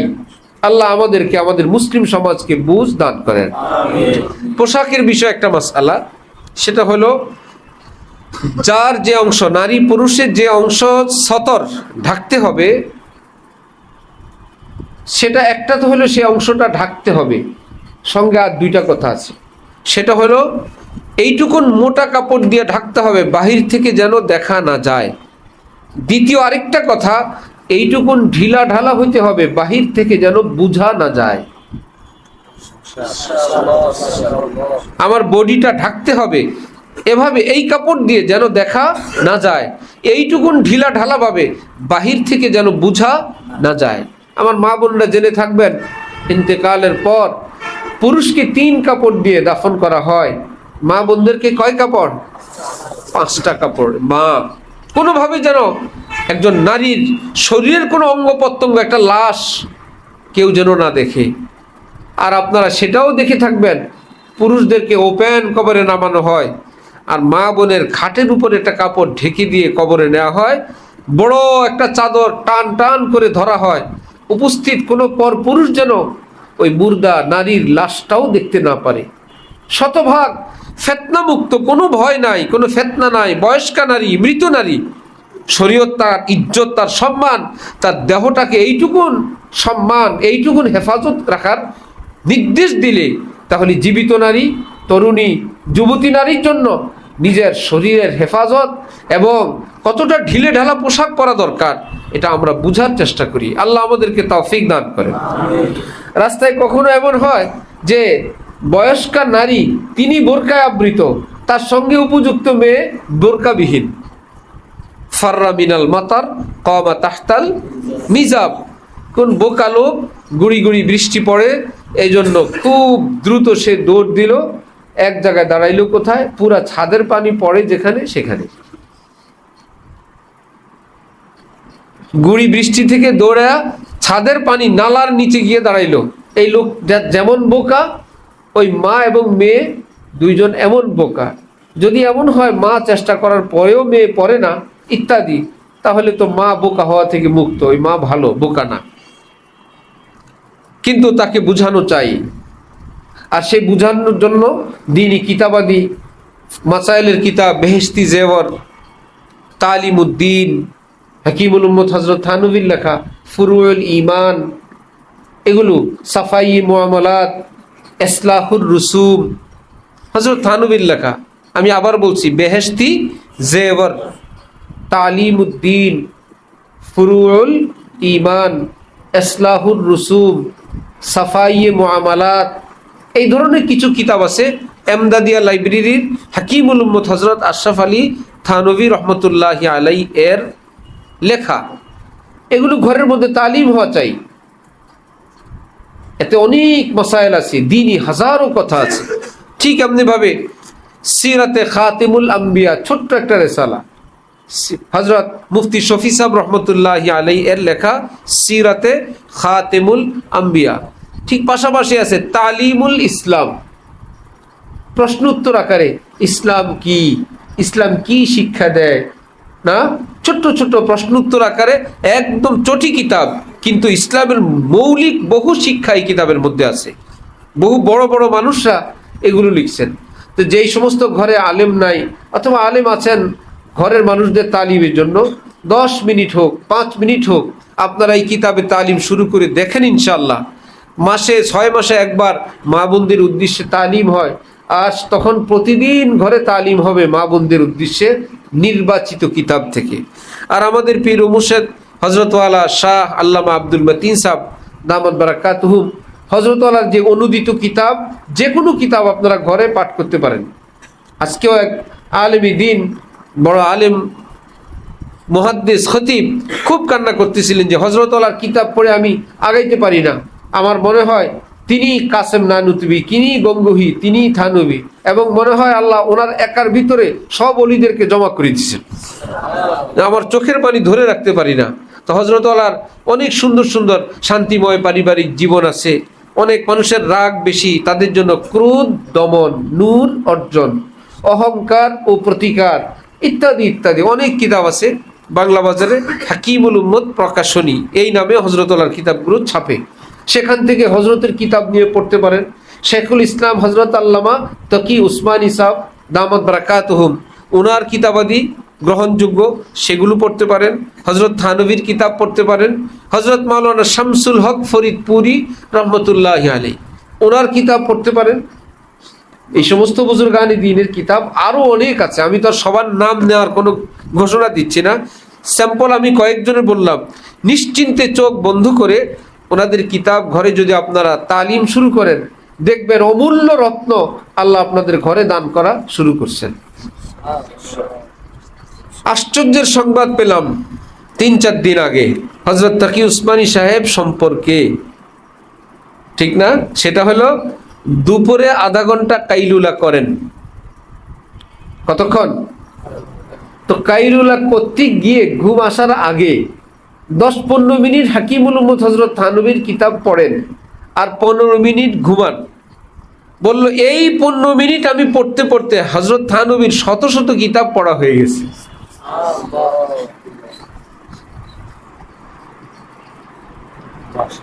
নিয়মিত এই 15 মিনিট পড়তে পড়তে হযরত থানভীর শত শত কিতাব পড়া হয়ে গেছে। আধা ঘন্টা কাইলুলার সময় ঘুম আসার আগ দিয়ে। আমরা আজমি মানুষ, আজমি অর্থ বোবা। আমরা শুধু বোবা না, আমরা আন্ধাও বোবা। আমরা থাকি একটা মূর্খ পরিবেশে, বদ্দিন কালচারে আমরা থাকি, যেখানে দ্বীনের কোনো গ্রাণ নাই, দ্বীনই কোনো পরিবেশ নাই। মনে হয় যেন একটা অমুসলিম দেশে কিছু মুসলিমের বসবাস। এখানে ইসলামের কোনো ঘ্রাণ গন্ধ পাওয়া যায় না, খুবই কম, খুবই সামান্য। যাকেই দেখো দুনিয়া দুনিয়া, ক্ষমতা ক্ষমতা, দাপট দাপট, বাড়ি বাড়ি, কিন্তু যেরকম না রাস্তায় বের হইলে আল্লাহ এই মুরব্বী কেসা দিনদার, ওই যুবক কেমন দিনদার, এই মা বোরকায় আবৃত, এখানে দিনই পরিবেশ, এমনটা কি দেখা যায়? এমনটা দেখা যায় না। এই জন্য বললাম যে কঠিন এক দেশে, কঠিন এক পরিবেশে আমরা এখন সম্মুখীন। এই জন্য রাসূল সাল্লাল্লাহু আলাইহি ওয়াসাল্লাম ১৫০০ বছর আগে এক সাহাবীকে বলছিলেন যে আমলিকা আলাইকা লিসানাক, নিজের জবানকে কন্ট্রোল করো। এবং নবীজি যখন মেরাজ থেকে আসলেন বললেন, জাহান্নামে গিয়ে আমি অধিকাংশ মানুষকে দেখে আসলাম দিনদার, পরহেজগার, নামাজি, শুধু তাদের ভাষা, তাদের জবান তাদেরকে জাহান্নামে নিল। এই বিষয়ে আমার মা বোনরা কি আকীদা আপনাদের আমি জানি না। নামাজি যিনি ইশরাক, আওয়াবিন, তাহাজ্জুদ পড়েন, যে কারো ব্যাপারে মুখ খুলতে এক বিন্দু তোয়াক্কা করেন না, অথচ কোরআন শরীফে আছে মা ইয়ালফিজু মিন কাউলিন ইল্লা লাদাইহি রাকিবুন আতীদ, যেই শব্দ তোমার মুখ থেকে বের হবে সেটাই লেখা হবে। আলো অন্ধকার, লোকালয় কিংবা নির্জন কিছুই বলা হয় নাই, যেখানে শব্দ উচ্চারণ সেখানেই লিখিত। কোন হাজী সাহেব হজের আগে আসেন, নসিহত চান, হজে যাব, একটু নসিহত করে দেন। মজা করে আমি বলি, হজে যাবেন, দুইটা ঠোঁটকে একত্রিত করে তালা মেরে শক্ত করে চাবিটা দেশে রেখে যান। কারণ পরিবেশ পরিস্থিতি এমন আসবে, মনে হয় কথা বলতে হবে, ভিতরেও আসবে, কিন্তু তখন মনে হবে আহা, মুখে তো তালা, চাবি তো দেশে। পরিবেশ পরিস্থিতি এমন দাঁড়াবে, একদম কথা বলা দরকার, কিন্তু বললে সেটা তো আমার নামে আসবে, বলা তো হয়েই গেল। যদি তালা থাকে মন চাইলেও বলবেন না। সঙ্গে কি হবে, যে প্রয়োজনীয় প্রতিবাদ, জরুরি প্রতিবাদ, অথবা কারো গালিগালাজ, শক্ত কথার প্রতিবাদ মুখ বন্ধ রাখার কারণে আপনার দ্বারা হইল না, ভিতরের আগুনকে আপনি হজম করলেন। এটাকেই আমাদের শায়েখ দামাত বারাকাতুম কিতাবের নামই দিয়ে দিলেন, ক্রোধ দমন নূর অর্জন। ওটা বইয়ের নাম। যেই পরিমাণ আগুন ভিতরে ছিল প্রতিবাদ, প্রতিশোধের, প্রতিহিংসার, জরুরি প্রয়োজনের বলার, শুধু আল্লাহর জন্য বললেন না, ভিতরের আগুনকে আপনি একটু হজম করলেন। ওয়াল কাযিমিনাল গাইজ, কোরআন শরীফে আল্লাহ পাকের এই আয়াত, ওই আগুনটাকে এই মুহূর্তের মধ্যে আল্লাহ পাক নূরে রূপান্তরিত করে দিবেন। সবটা নূর হয়ে যাবে। স্বামীর ব্যাপারে হোক, স্বামী তার স্ত্রীর ব্যাপারে হোক, বোনের ব্যাপারে হোক, শ্বশুর শাশুড়ি হোক, ননদ ভাবি হোক, প্রতিবেশী হোক, যে কোনো মানুষ হোক, মুখ বন্ধ রাখলেই কামিয়াব। আমলিক আলাইকা লিসানান। হযরত আবু বকর সিদ্দিক রাদিয়াল্লাহু তাআলা আনহু নিজের জিহ্বা ধরে টানতেন আর বলতেন, এই জিহ্বা আমাকে ধ্বংস করলো। নবীদের পরে সমস্ত উম্মতের মধ্যে শ্রেষ্ঠ কে? হযরত আবু বকর সিদ্দিক। আম্বিয়া কেরামের পরে সব নবীদের সকল উম্মতের মধ্যে শ্রেষ্ঠ আবু বকর সিদ্দিক। তিনি জিহ্বা টেনে টেনে জোরে চাপ দিয়ে বলতেন, এই জিহ্বা আমাকে ধ্বংস করলো, এই লিসান আমাকে শেষ করলো। এই জন্য এটা ফ্রি না, এটা ইজি না, এটা গোপন নির্জনে বলে ফেরেশতার আমল কলম বন্ধ করা যাবে না। আমার মারা, বোনরা, আমার ভাইয়েরা, বাবারা, আমরা এই জবানের হেফাজতের চেষ্টা করবো ইনশাল্লাহ। যদি নড়ে আল্লাহ জিকির করব, আর না হলে মাফ করব। কারো গীবত শুনবো না, কারো গীবত করব না, ঠিক আছে ইনশাল্লাহ। গীবত মানে কারো বাস্তব কোনো দোষের বিষয় তার পিছনে আলোচনা, অবাস্তব না বাস্তব। আর যদি অবাস্তব হয় ওটার নাম গীবত না তোহমত। তোহমত যদি তার মধ্যে সেই দোষটা না থাকে তাহলে তো সে অপবাদ, তোহমত। আর যদি তার মধ্যে থাকে শুধু তাকে অপমান করার জন্য, ইসলাহের জন্য না, তার বিষয়টা অন্যকে অবগত করে তাকে পচানোর জন্য, বেইজ্জত করার জন্য, এটা গীবত। গীবতকে মানুষ মিঠাইয়ের মতো খায়। কোরআন শরীফে রব্বুল আলামিন বলছেন যে কি, ইজতানিবু কাসীরাম মিনাজ জন ইন্না বা'দাজ জন্নি ইসমুন ওয়া লা তাজাসসু ওয়া লা ইয়াগতাব বা'যুকুম বা'যা। তারপরে আইয়ুহিব্বু আহাদুকুম আন ইয়াকুলা লাহমা আখিহি মাইতান ফাকারিহতুমু। এতটা ঘৃণিত শব্দে তোমাদের কেউ কি নিজের আপন মৃত ভাইয়ের গোশত ভক্ষণ করা পছন্দ করো? সেটা তো তোমরা চরমভাবে বর্জন করো, অপছন্দ করো। গীবত করা মানে নিজের আপন মৃত ভাইয়ের গোশত খাওয়ার মতো। গীবত করা মানে নিজের আপন মৃত ভাইয়ের গোশত ভক্ষণ করার মতন। এটা তো কোনো পীর বুজুর্গের খানকার দরবারের ওয়াজ না, রব্বুল আলামিন নিজে বলতেছেন এই ভাষায়। আইয়ুহিব্বু আহাদুকুম, তোমাদের কেউ কি পছন্দ করে আইয়াকুলা লাহমা আখিহি মাইতান, নিজের মৃত ভাইয়ের গোশত খাবে। ফাকারি তুমু, পছন্দ তো করো না, বরং চরম অপছন্দ করো। সুতরাং গীবতকেও এর চাইতে আরো বেশি অপছন্দ করো। গীবতকে মিঠাইয়ের মতন খায়। হযরত ইমাম বুখারী রহমতুল্লাহি আলাইহি এর এলেমের এত বরকতের এক বিশাল বড় কারণ তিনি বলেন, মা গিবতু মুনযু সামি'তু আন্নাল গীবাতা হারাম, যে দিনে দোকানে শুনলাম গীবত হারাম, সেদিনের পরে জীবন আর কোনোদিন গীবত করি নাই।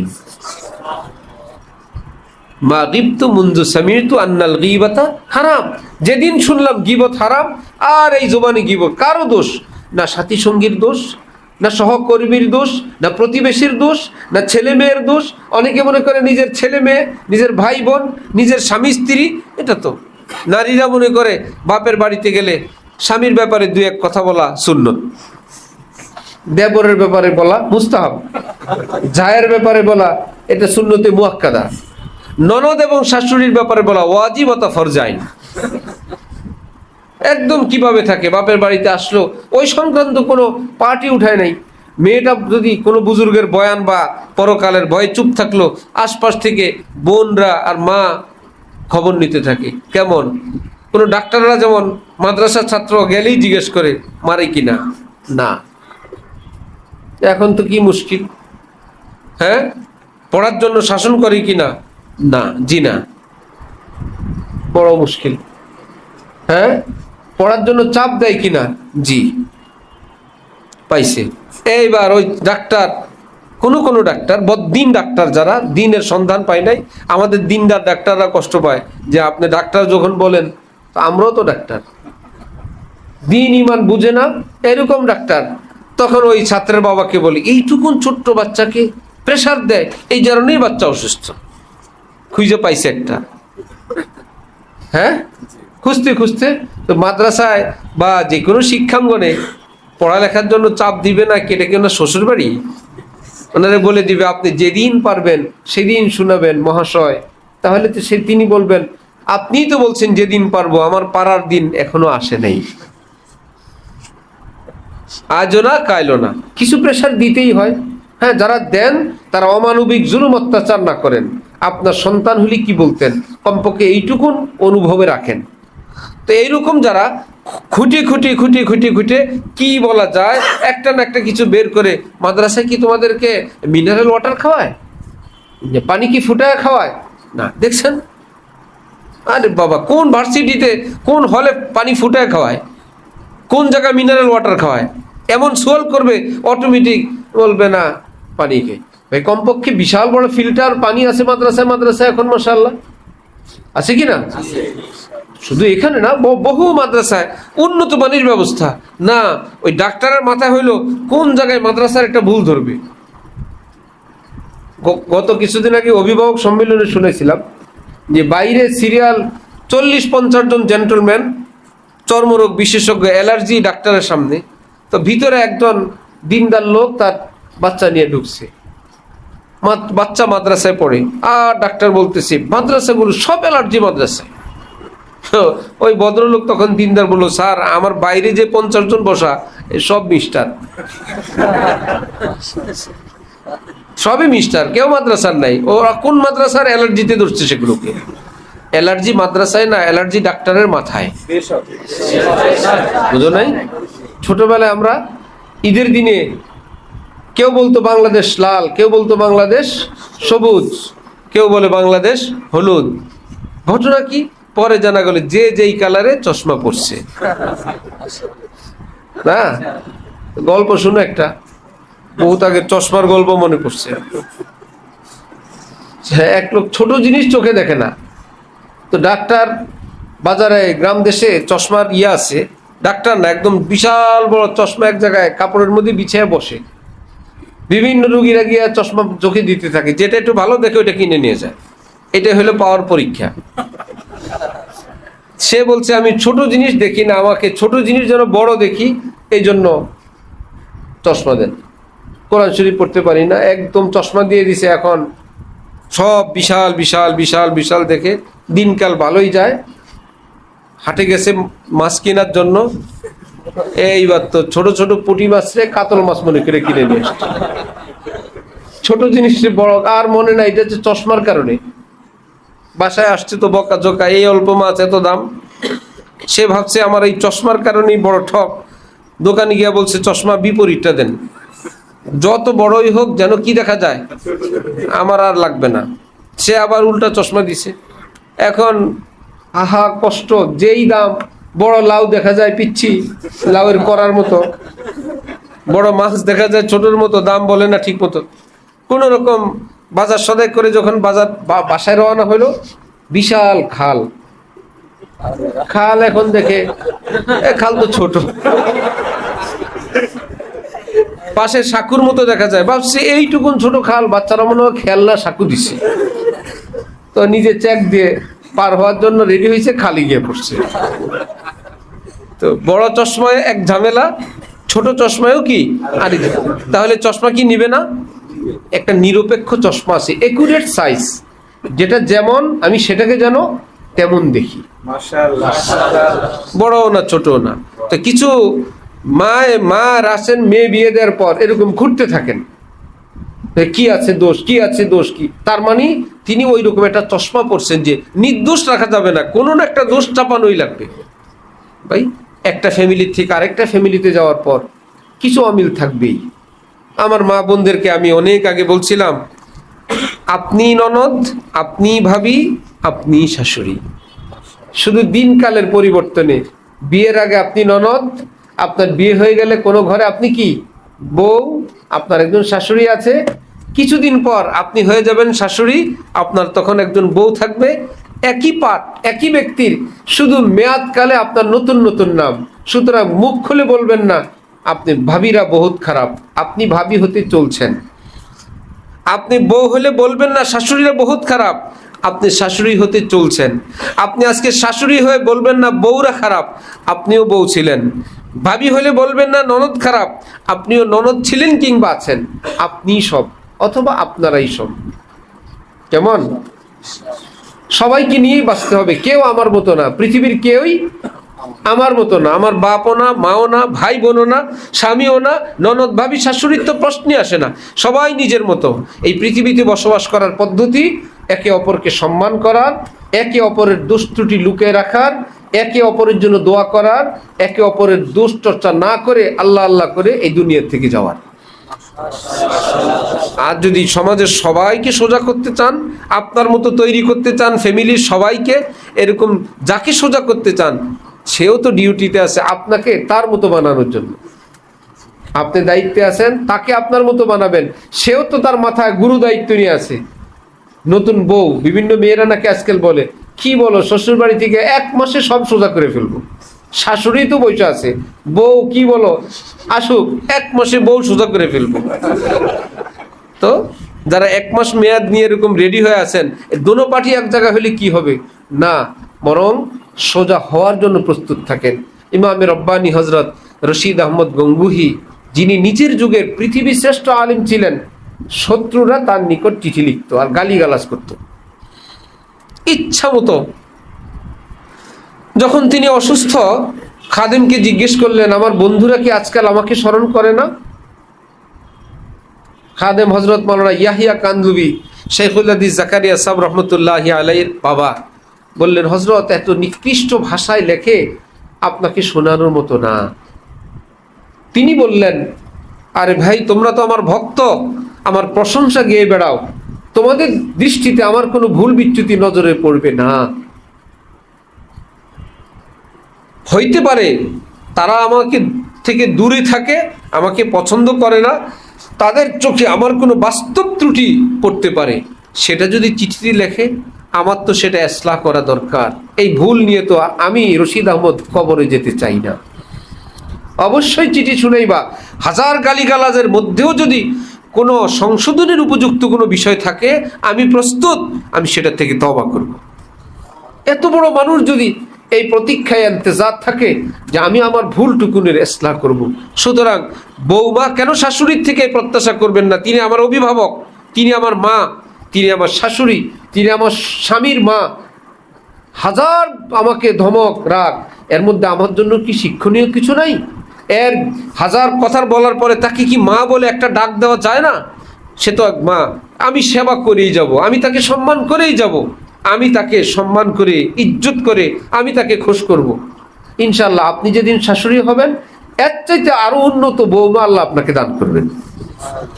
আবার শাশুড়ি আপনার একটা মেয়েই তো, আর তো কেউ না।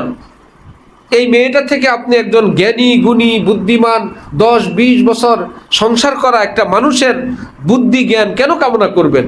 আপনারও তো ভাবা উচিত এই মেয়েটা এই পৃথিবীতে নতুন আসছে, এই বৈবাহিক জগতে, তাকে একটু ছাড় দেন, একটু মা ডাকেন, একটু বুঝান, ইত্যাদি ইত্যাদি করে, যে আপনিও তার খেদমত করে আপনিও তার মন জয় এবং আল্লাহর কাছে নেকি কামানোর চেষ্টা করেন। আল্লাহ আমাদেরকে তৌফিক দান করেন। আর মা বোনদের জন্য হাদিস শরীফে রাসূলুল্লাহ সাল্লাল্লাহু আলাইহি ওয়াসাল্লামের বাণী, পৃথিবীর কোনো মানুষকে সেজদা করা বিধান থাকলে, জায়েজ থাকলে, নবীজি বলেন পৃথিবীর নারীদেরকে আমি তার নিজের স্বামীকে সেজদা করার আদেশ জারি করতাম। এই শব্দ দিয়ে তিনি নারীর নিকট স্বামীর মর্যাদার কথা তাদেরকে বোঝানোর চেষ্টা করেছেন। সেই বিষয়টা মাথায় রেখে, যে বিতর্কে না গিয়ে মাথা নিচু রেখে, চোখ নিচু রেখে, জি বলে ইত্যাদি বলে তার রাগ গুসা শাসনমূলক পরিবেশটাকে আপনার হাতে আপনি কন্ট্রোল করলে পরিবেশ অনেকটা শান্ত থাকবে। মুখে মুখে কথা, সঙ্গে সঙ্গেই প্রতিবাদ, প্রতি কথায় প্রতি উত্তর, এটা আপনার জন্য কোনো ঘরের জন্যই সুখকর এবং মঙ্গলজনক না, জটিল পরিস্থিতি পর্যন্ত পৌঁছে যায়। একটু সবর করেন, আল্লাহ আপনাকে এবং স্বামীদেরকে নিজ নিজ দায়িত্ব কর্তব্য পালন করার তৌফিক দান করেন। ওয়া আখিরু দাওয়ানা আলহামদুলিল্লাহি রাব্বিল আলামিন।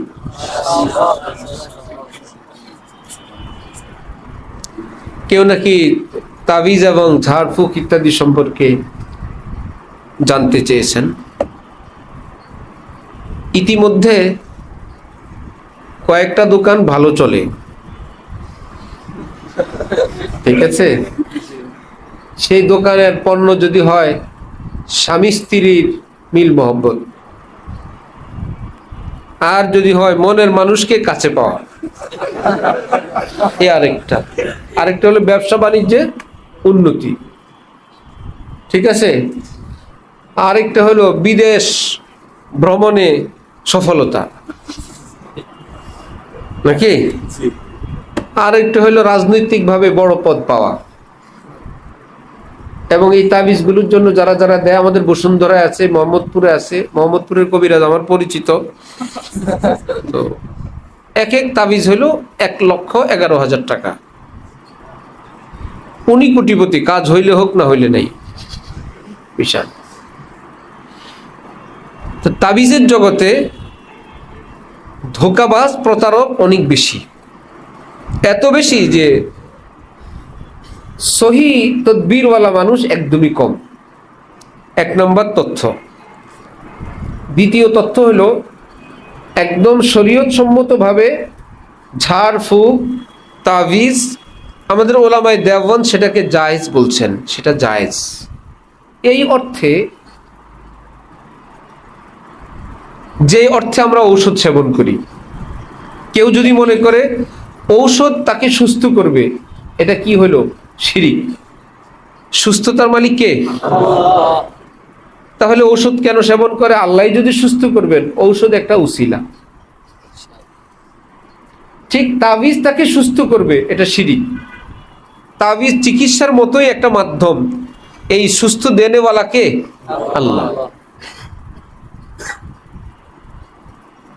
হাকিমুল উম্মত মাওলানা আশরাফ আলী থানভী নওয়ারাল্লাহু মারকাদাহুর মতো মানুষ, যিনি ওলামায়ে দেওবন্দের মুরব্বী, যিনি মুজাদ্দিদ, যিনি পৃথিবী বিখ্যাত ফাকিহ, যিনি মুফাসসির মুহাদ্দিস, শুধু পীর বুজুর্গ আর দরবারওয়ালা না, 2000-এর বেশি যার কিতাবের সংখ্যাই পৃথিবীতে, যার কিতাব পড়ানো হয় ইফতা বিভাগে, তাফসির বিভাগে, যার লেখা রেফারেন্স দলিল হিসাবে প্রদান করা হয় এই ভারত উপমহাদেশের ফতোয়ার কিতাবে,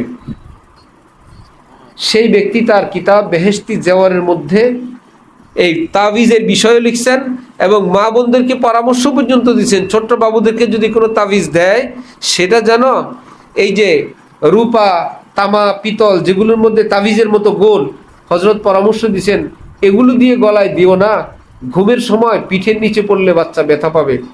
কোনো পলি ইত্যাদির কাগজে পেঁচায় দিও, তাহলে পিঠের নিচে পড়লেও যেন বাচ্চা ঘুমের মধ্যে ব্যথা না পায়। হজরতের এই পরামর্শ থেকে এবং হজরত থানবীর আমালে কোরআনী বিভিন্ন দোয়া দুরুদের বই পর্যন্ত আছে, এর থেকে স্পষ্ট যে শরীয়তের সীমারেখার মধ্যে থেকে সহি আকিদার মধ্যে সহি আমলের মাধ্যমে যদি করে সেগুলো কি আছে, জায়েজ আছে। কুফরি কালাম, শিরকি কালাম, নাজায়েজ পদ্ধতি, হারাম পদ্ধতি, চিতায় যাও, অমুক জায়গায় যাও না, গোবর খাও, চনা খাও, গোবর মাখো ইত্যাদি ইত্যাদি, শরীয়ত খেলাফ ইত্যাদি, সেটা নাজায়েজ নাজায়েজই। কিন্তু এখন জায়েজ নাজায়েজ নাই, যে হারাম কাজের জন্য তাবিজ দেওয়া হয়, পয়সা দরকার তার না, কারো স্বামী স্ত্রীকে ছুটানোর জন্য তাবিজ দেয়, ছুটায় একজন নিয়ে যাবে, তার স্বামী স্ত্রীর মধ্যে বিচ্ছেদ। এবং শুনি বহু ঘরের মধ্যেই সুখের সংসার আপন মানুষরা তাবিজ করে অশান্তি সৃষ্টি করে দিল। আমার এটা কমই বিশ্বাস হয়, কে আবার তাবিজ করে আরেকজনকে টাকা খরচ করে আরেকজনের ঘরে অশান্তি করবে, এটা আল্লাহ ভালো জানে। নিজের পকেটের টাকা খরচ করে নিজের ছেলের বউর মধ্যে সম্পর্ক নষ্ট করার জন্য এই। কিন্তু বউদের পক্ষ থেকে আমাদের কাছে খবর আসতেই থাকে, হুজুর লোক এসে বলে আমার বিবি বলছে যে আমার মা নাকি বিভিন্ন কবিরাজের কাছে যায়। বেচারি যেখানেই যাক এটার নাম পড়ে যায়, কোথায় যায়? কবিরাজের কাছে। একবার সন্দেহের চশমা যদি পড়ে বউর উপর, শাশুড়ির উপর, ননদের উপর, ভাই বেরাদারের উপর, তাহলে আর ওই বেচারা জীবনে যেখানেই যাবে সব কোথায়? সব কবিরাজের কাছে। আর সবগুলোই আচরণ তার, এগুলোই সন্দেহ। এর জন্য মা বোনদের জন্য, আমাদের সকলের জন্য আমাদের হযরত ওয়ালার ওজিফার কিতাব আছে, খাজায়েনে কোরআন ও হাদিস।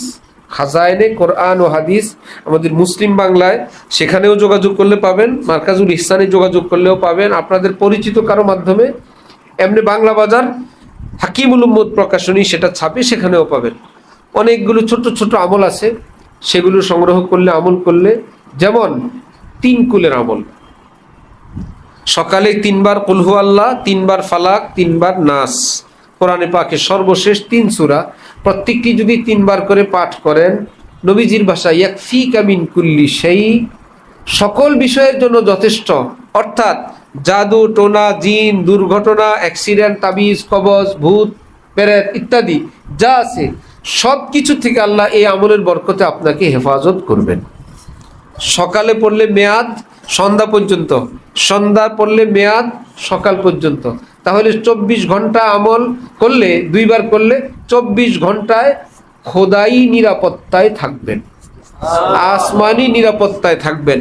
পৃথিবীর কেউ কোনো তাবিজ কবজ দিয়ে কিচ্ছু করতে পারবে না।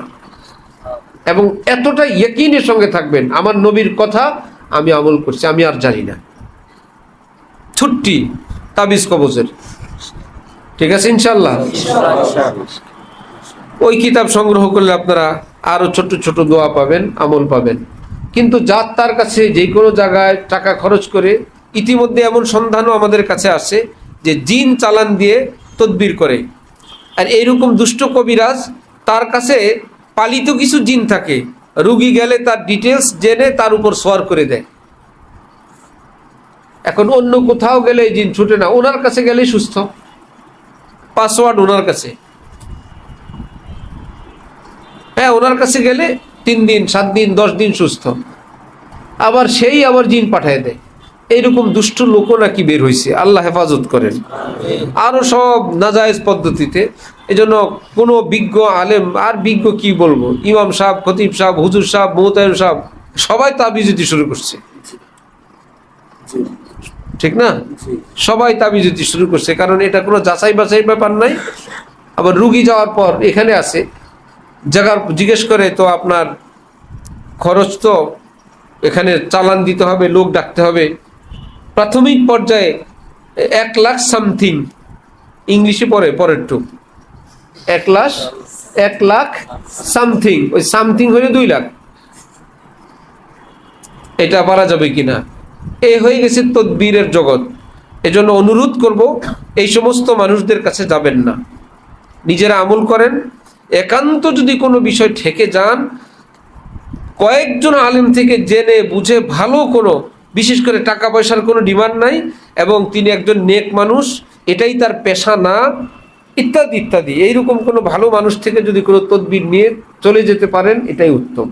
আল্লাহ আমাদের জীবনেও এরকম কারো কাছে যাওয়া না লাগে ইনশাআল্লাহ।